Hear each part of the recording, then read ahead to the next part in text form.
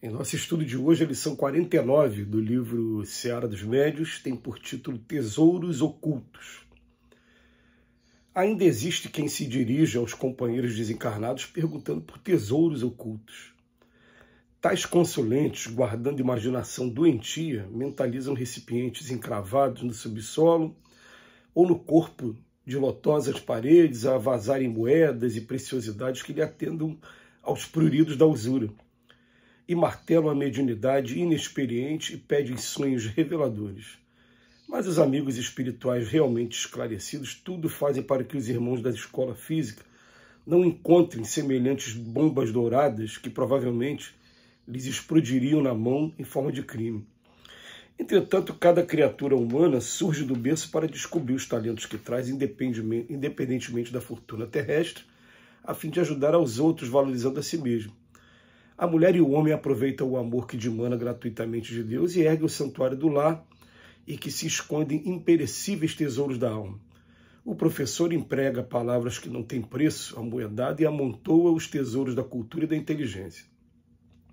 O escritor respeitável utiliza as letras do alfabeto ao alcance de todos e estabelece os tesouros do livro nobre que estende consolação e assegura o progresso.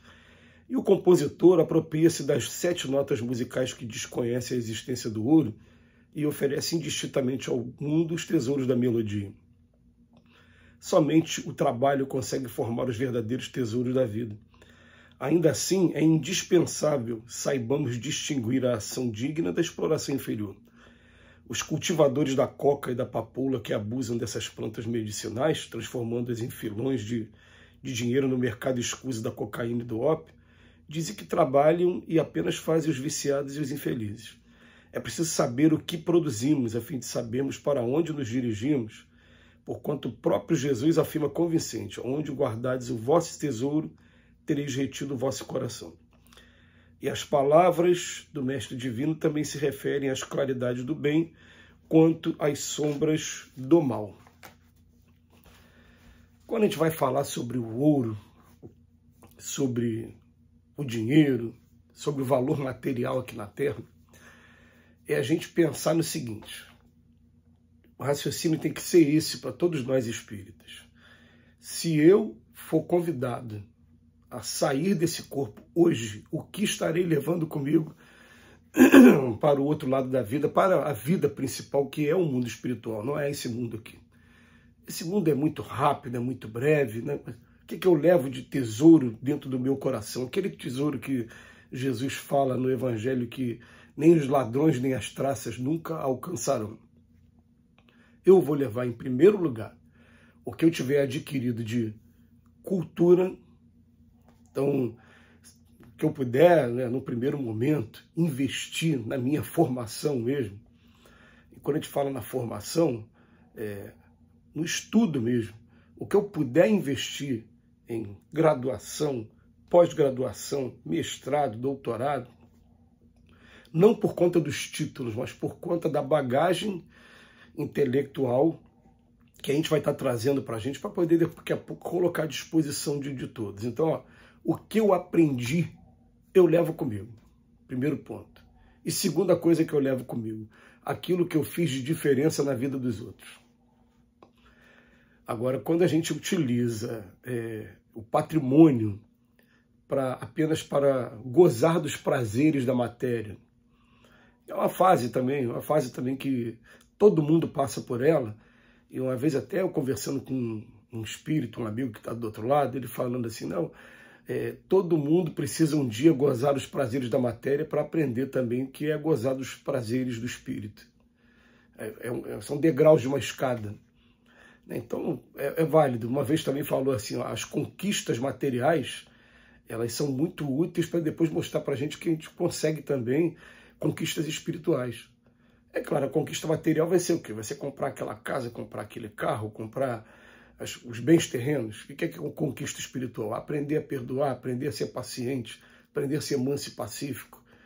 Então, quer dizer, são etapas diferentes, que uma vai levando a outra. Mas a gente passa por essa fase da matéria e a gente tem que começar a pensar dessa maneira. Se eu desencarnar hoje, o que eu levo para o outro lado comigo? a bagagem intelectual que eu adquiri, cultural, e o que eu fiz de diferença na vida das pessoas. Por quê? Como assim que eu fiz de diferença? Porque nós vamos nos encontrar uns aos outros do outro lado da vida também, porque uma coisa é certa, todo mundo um dia vai desencarnar. O espírito não, o espírito é imortal. E quando a gente chegar do outro lado da vida, como é que vai ser a reação nos nossos reencontros? Vai ser a reação de estar encontrando uma pessoa que fez a diferença no momento difícil que eu estava aqui na matéria, que cuidou de mim quando eu estava doente, que me ajudou financeiramente, que me ajudou moralmente, que me deu conselhos, ou vai ser daquela pessoa que, a semelhança daquela, quando a pessoa está afundando na lâmina, coloca a mão assim para afundar mais ainda.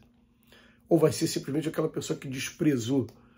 Então a gente vai ter essas reações quando a gente chegar do outro lado da vida. O Emmanuel, no estudo de hoje, ele vem falar inicialmente de pessoas que, de maneira muito imatura ainda, procuram nos espíritos maneira de encontrar tesouros aqui na Terra, tesouros materiais. A gente vai dizer uma coisa, pode ser que consiga? Pode. Agora a gente vai dizer assim, qual é o tipo de espírito que vai estar se prestando a te ajudar a encontrar tesouros? Pode até ser espírito familiar nosso, mas eu estou falando assim do ponto de vista, é um espírito superior ou é um espírito que ainda está apegado à matéria e por isso já demonstra a sua inferioridade?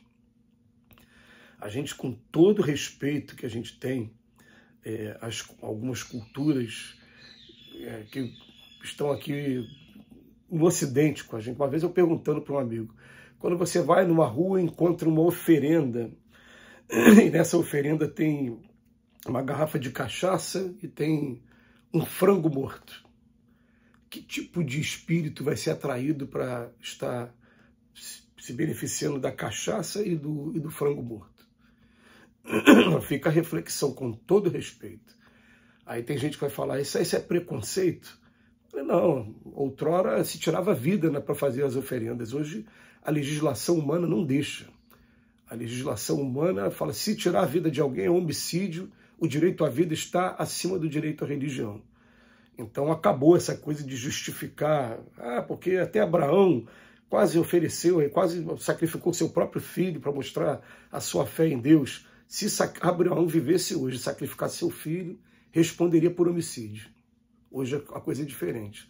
O dia que a nossa legislação também amparar os animais, não se vai poder mais fazer sacrifício de animais. Aliás, até no Livro dos Espíritos a gente encontra uma pergunta que fala assim, eu tenho direito limitado de destruição sobre os animais? Fala, o nosso direito ele se limita a duas coisas, a segurança nossa e a alimentação. Se aquele animal está oferecendo risco à minha vida, eu tenho direito de me defender dele. Ou então sacrificar para minha alimentação. Tudo que passou disso entra na destruição abusiva. Mas o principal aqui, que tipo de espírito a gente vai estar atraindo? Então a gente vai começar a pensar assim, seriamente, os recursos materiais que eu tenho hoje, eles são para quê?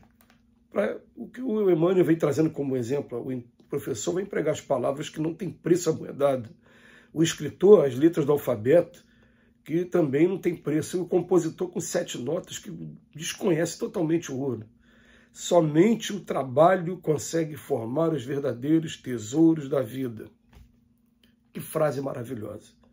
Ainda assim é indispensável saibamos distinguir a ação digna da exploração inferior. E ele chama atenção assim, no trabalho, mas trabalho fazendo bem. Você está trabalhando numa coisa que está produzindo drogas para viciar as pessoas.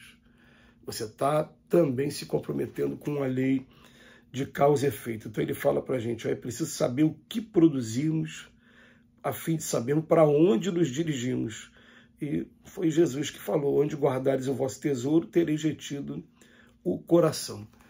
Quando é para utilidade, quando é para o bem, quando é para ajudar, a gente está conquistando patrimônios. Isso acaba sendo...